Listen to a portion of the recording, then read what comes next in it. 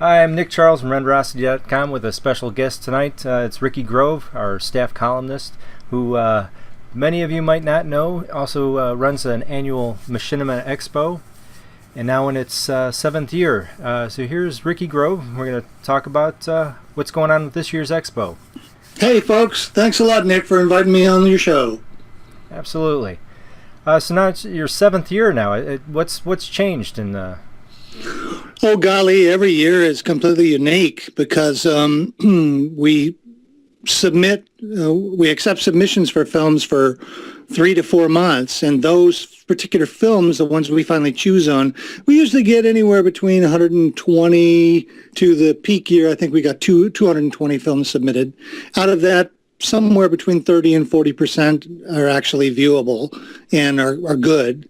So those films sort of drive how we're going to present them, as opposed to we have a certain form and a structure and we just plug the films in. We try to be creative each year. And so in that sense, the festival is different each year. However, in terms of the idea behind a festival, it's essentially the same. Our goal are two things. One is to bring the Machinima community together. Now, for those who don't know Machinima, it's been dominated in the last several years by Machinima.com, which is all based on games and things like that. And it's really an older form than that, and it's real-time animation, real-time 3D animation. In a 3D animation package, you have to render each frame out. In Machinima, you do it, it's all real-time, and you just record the screen. So given that, our goal is to bring the Machinima community together, and secondly, to provide them with the most interesting films and news and programming about how to create films, what they are, what other filmmakers are doing in styles, panel discussions. I basically modeled it a bit after my SIGGRAPH experience, but virtually. Are there any programs out there that you would particularly recommend for someone wanting to get into this? Well, there's a wide variety of things you can do, but for an absolute beginner with no real skills or anything, there's a bare bones free program called Plotagon, Plotagon. Now, it's a lot of fun. Basically, you write the script, and then you choose your characters, and then you choose their emotions, and then you have some musical interludes. You don't control the editing, and you don't control their animations, although you can choose, for example, a kiss, a hug, a slap. So it's very, very basic, but it's a good way to get started with it. The downside to it is that it's text-to-speech. It's not audio. But the text, and that's a problem, because as soon as you start playing text-to-speech, your believability is right out the window because, I've been trying to research text-to-speech for years and there's just nothing close, at least that's affordable. I think there's probably text-to-speech that's, AT&T has bought, but that's $100,000 kind of text-to-speech stuff. The very basic text-to-speech is just hardly usable. But if you want to learn about Machinima and you want to practice it, Plotagon is a good place to start. With this year's Machinima, you're bringing in non-Machinima films now. What inspired? Is that part of the SIGGRAPH thing that you thought to bring in? Yes, exactly. Before I before I answer that particular question, let me give you just a very brief history of what Machinima is. What the Expo is. Expo grew out of when Machinima was in its peak years in 2000, 2002. There was a live Machinima festival held in New York every year. And I went to that several times, and it was just wonderful. The people that ran it ended up getting jobs in the game industry, and they're doing really well there. But there was nobody that stepped in to take it over. Well, it was such an important gathering for the community. I didn't want it to stop. So several of us got together and we decided to create our own festival, and we piggybacked on the Toronto Games Festival. We had set up a deal with the guy. He was going to fund us and everything. And sadly, a week before we were supposed to do it, the guy pulled out. And we were left in a very, very difficult situation because people had paid for their plane tickets. We had gotten hotels. It was a really bad thing. And it's one of those times where I'm really happy I'm not a gun owner, you know. And so we quickly came up, we had heard of this new place called, this virtual world called Second Life. So a friend of mine had been in there. He says, let's do it in Second Life. Let's make it virtual. And I said, but there's no possible way we can put it together in a week. And he said, we can. And so we did. We put it together in a week. We got it all set up. And for the first 4 years of the festival, we ran it in Second Life. We stopped doing that because the logistics behind producing a live festival was just like producing live TV, except for in this case, none of the guests rehearse. So you don't give them the address to the studio. That's what it's like. So you're trying to get the guests on, and 15 minutes of your programming is trying to get them acquainted with Second Life. You know what I mean? So we gave that up, and we went to pre-recorded formatting, and that worked like a charm. We've done that for the last 2 years and are doing it this year through Ustream. So to get back to your original question about asking about including animation, yes, SIGGRAPH did inspire me, but also I was concerned because the submission level for Machinima had been declining for the last 2 years. And I was worried this year that it might decline below a level in which we weren't actually able to present a viable festival. And so we decided to include conventional animation as a way to make the festival have a large variety of films. Now that was my prediction. As it turned out, it was correct. We had 60% less Machinima films submitted this year, and that's one of the topics of several of our discussions and panels this year as to why that is the case. What's in line for the program this year? Well, generally our focus is on, we generally do it at either a 1 or a 2-day festival. This year we went to a 1-day festival. We're going to be running from 9 o'clock in the morning till 4 o'clock in the afternoon Pacific time. And we're going to take a break in the middle, half-hour break for people to grab a lunch or go to the bathroom, things like that. So the first part is going to be slightly more practical. We're going to be talking about how to make films, backgrounds of certain films, a panel discussion. We're going to have a tutorial on how to do things in iClone. And then the second half after lunch is going to be focused on films and filmmakers. So we'll be screening all of our jury-nominated films. We'll be announcing our awards. We'll have a couple other pieces of programming. We're profiling 2 filmmakers this year that have been around for almost a decade in Machinima. We have interviews with them. We'll be showing clips from their work and things like that. With the attendance in it, I mean, you've been doing this now for 7 years. Other than the attendees, the amount of attendees, are you seeing more other people taking notice of the expo? I mean, like gaming companies and stuff like that. No. Part of the reason for that is that, again, it's a brief history just to make sure we're on the same page. Machinima.com started, and it was run by a guy named Hugh Hancock, who was one of the people that coined the term Machinima. It was a place where all kinds of filmmakers and hackers, because that's really how you did Machinima in the old days. You took a game and you hacked it. You hacked the camera. You did this stuff to make it. In fact, Machinima was originally the only way to watch Machinima was to go inside of the game and watch it. Then people figured out how to record the screen, and then they could make it videos and edit them and things like that. Well, it was a big community, and somewhere around 1999, 2000, Hugh decided to sell the site. And he sold it to some, well, a generous term would be Hollywood types. That's about as generous as I'm going to be with that.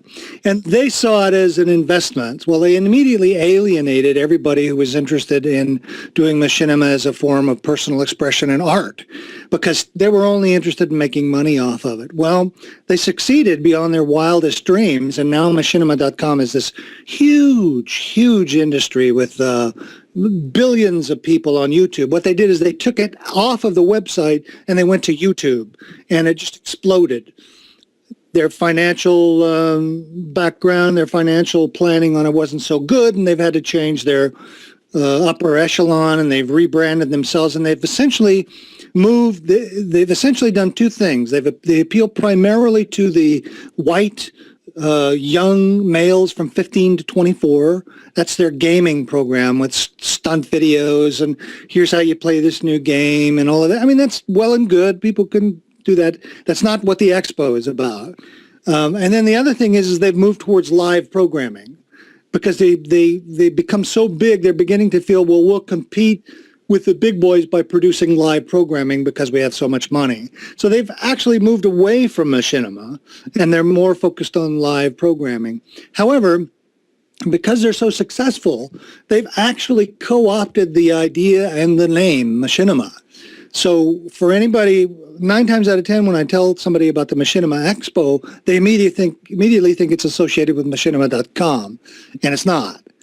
Who we are and what we are about is a group of people who wants to use machinima as a way of personal expression to create films that are about our lives, about our ideas, our thoughts.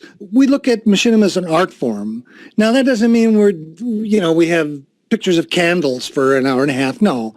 There's all kinds of interesting and various films, indie films, and they're terrific. They're just not game-based movies. They're not based on any game worlds. They're not designed to appeal to game players. They're designed to appeal to people who are interested in the same kinds of things So our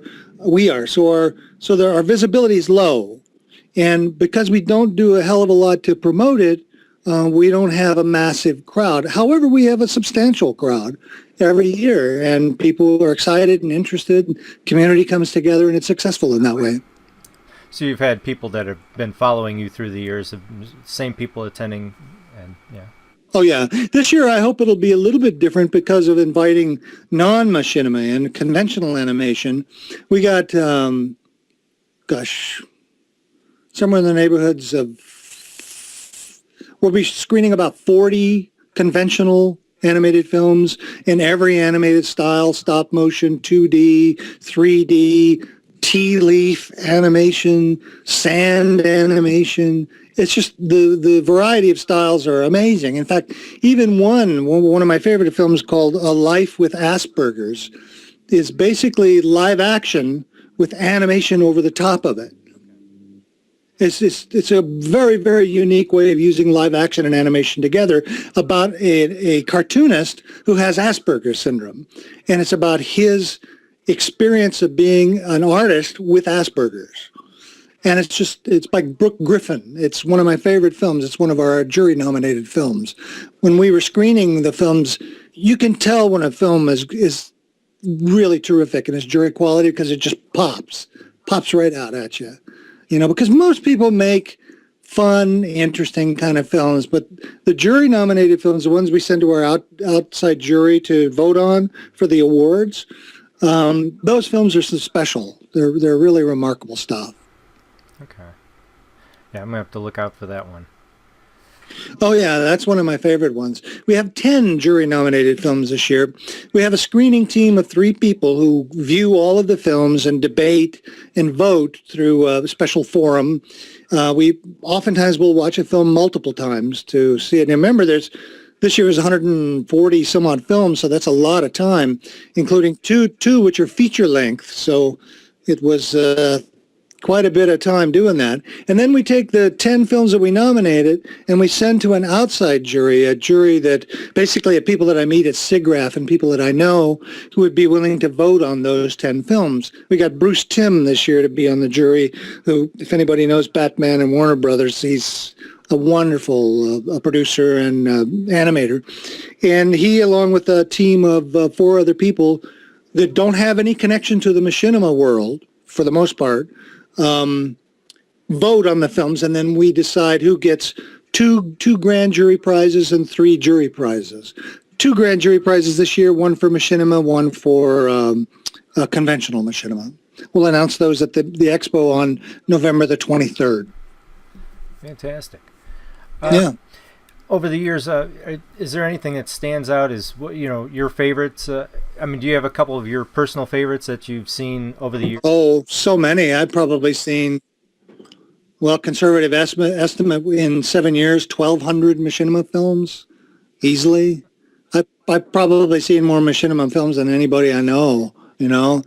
Um, Again, just like the indie movement, there's a lot of mediocre kinds of stuff, but they're fun. They're fun films.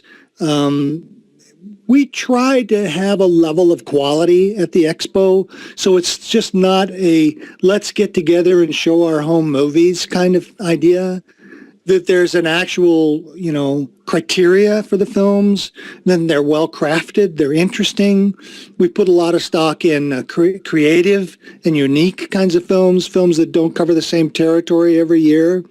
And I'm frankly amazed, literally amazed at the amount of talent that is out there that people don't know about. We got films from Africa, from Pakistan, from Iran. One film that made our official selections was called The Image from Iran. It was a 3D film. It was only about 1 minute and 30 seconds, and it was just tremendous. Very political film. We got The Afghan Doll from Pakistan, which is about a young girl trying to cope with the war that's going on around her in Pakistan. We got films from Japan. We got films from Canada, France, Germany, Russia. It's amazing to see the variety of talent and desire for people to express themselves through animation. And what it does is, frankly, it's a lot of work, and we don't get paid for it. We put in hours and hours and hours. But you know what keeps us coming back are those films. Those people that put those films together. I want to share those films with people. I want people to see this interesting talent. And that's one of the things that happens is the artists get together and they go, God, I like that. I'm going to contact that person. I want to work with them. Or I want to see more of their films. So I'm going to do a Google search, or I'm going to use the links that we provide in our website to go to their website and find out more about how they make their films, what they do, and become a fan or become a contributor. So that's part of it. That's the bringing together of the community part. As far as just lost my train of thought. Choo-choo train! Oh, it's derailed! There was.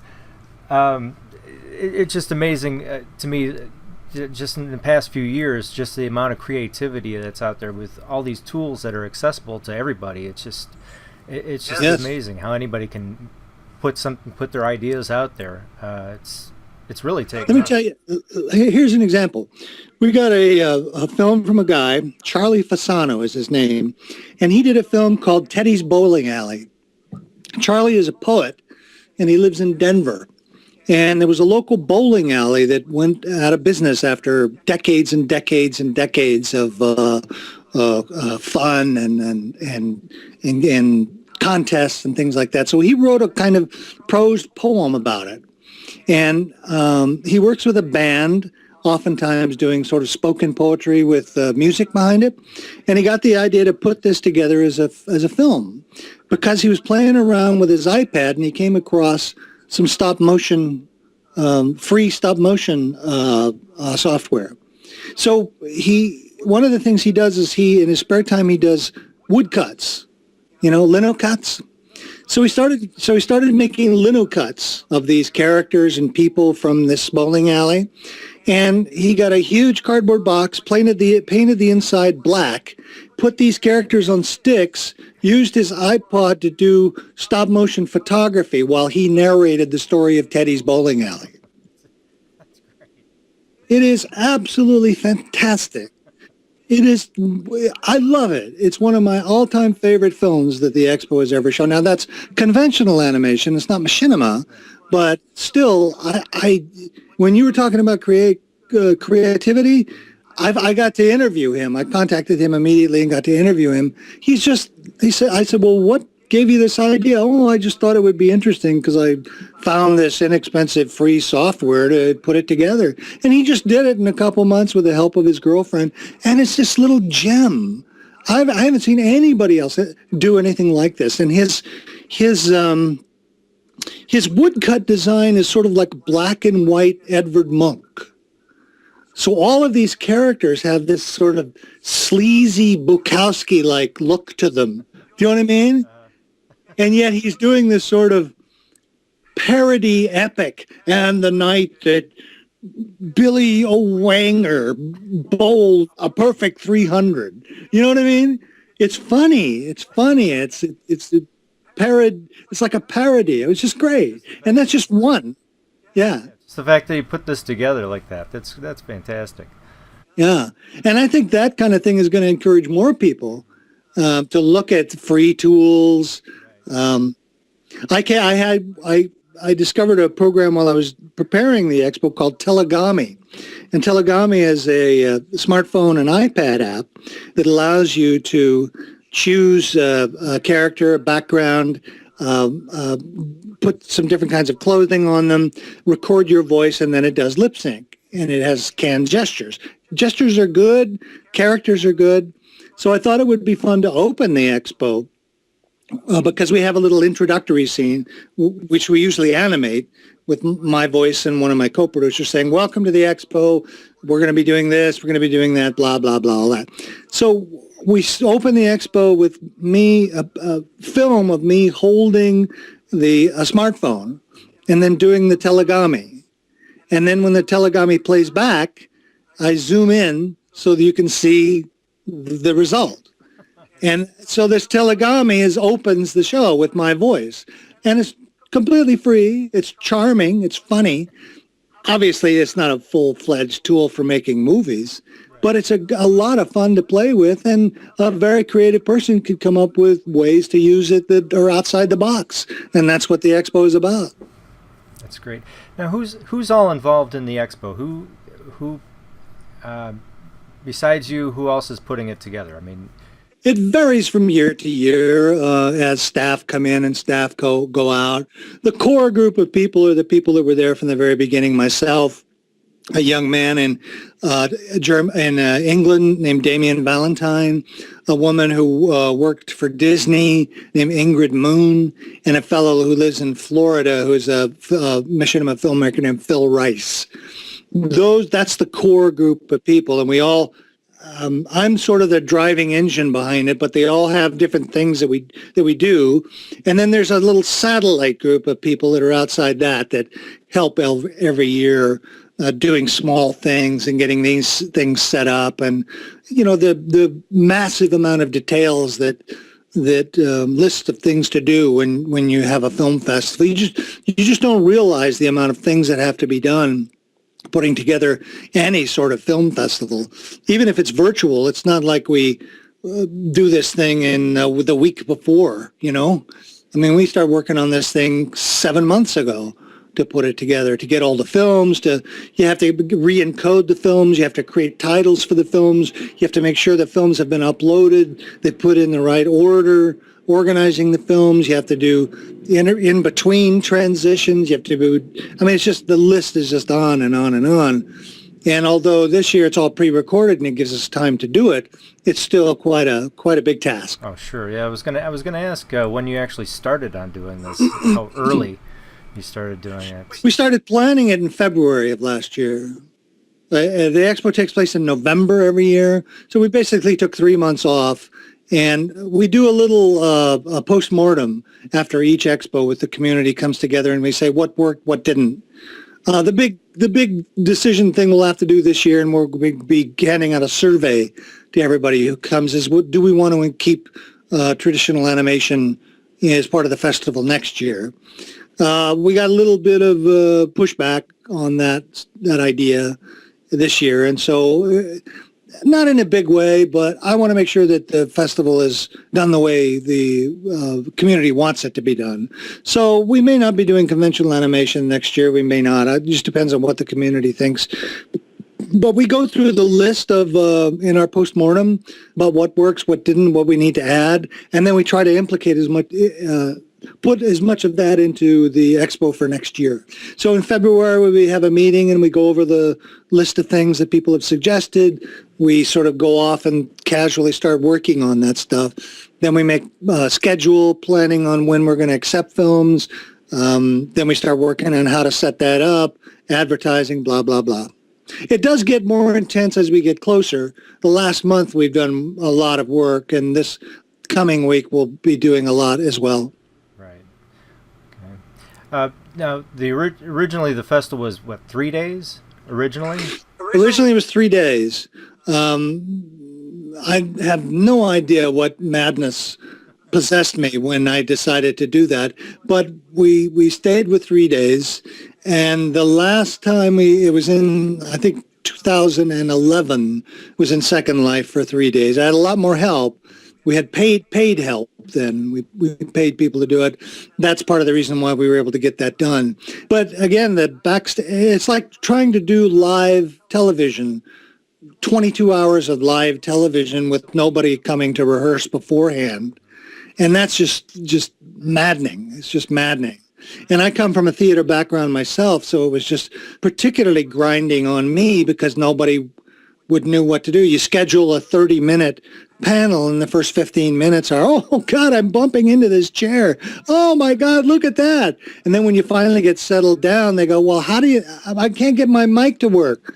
You can't do that with a show. And so I realized we have to do all of that beforehand.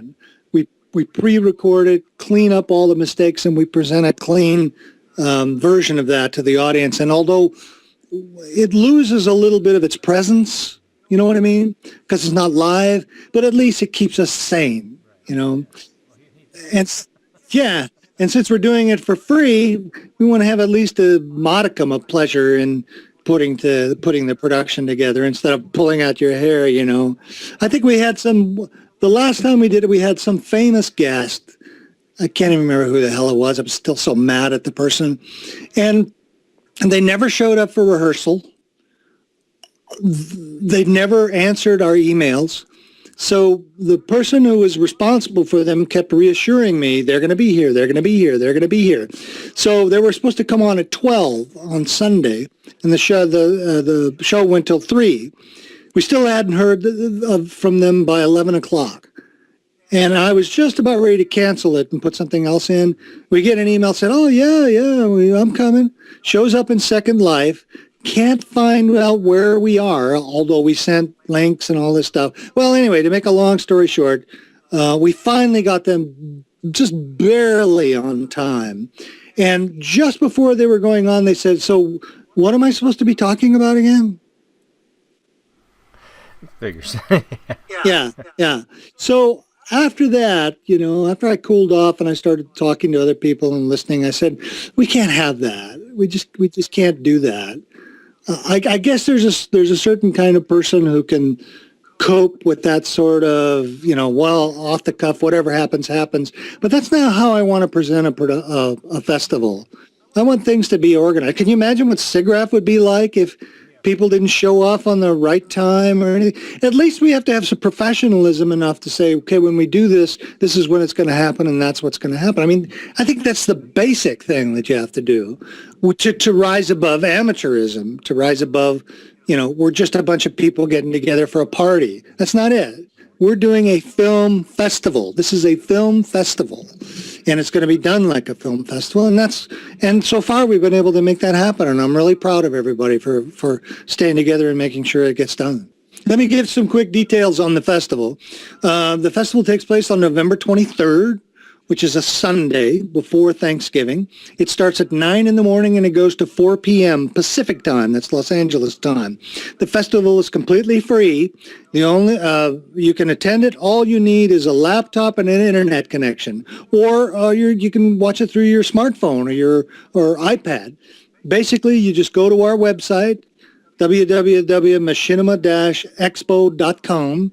On the front page will be our Ustream channel embedded. You can watch. There'll be live chat. We'll be chatting with each other. The program will play through, and then we'll immediately begin to play again. It's all set up in a cycle. We've got 60 some odd films that are screening outside of the festival that you can watch through them. You can watch them on demand. So, for example, if you can't make the expo, but you want to come see some of the films, as soon as the expo is over, you can scroll through, pick the video you want to watch, and it'll play right there for you on demand. And those films will run all the way through December, to the end of December. Oh, fantastic. Sure. Well, thank you very much for your time, and I'll see you. I'll be watching the expo. Great. Thanks. I hope a lot of people come. Thank you very much.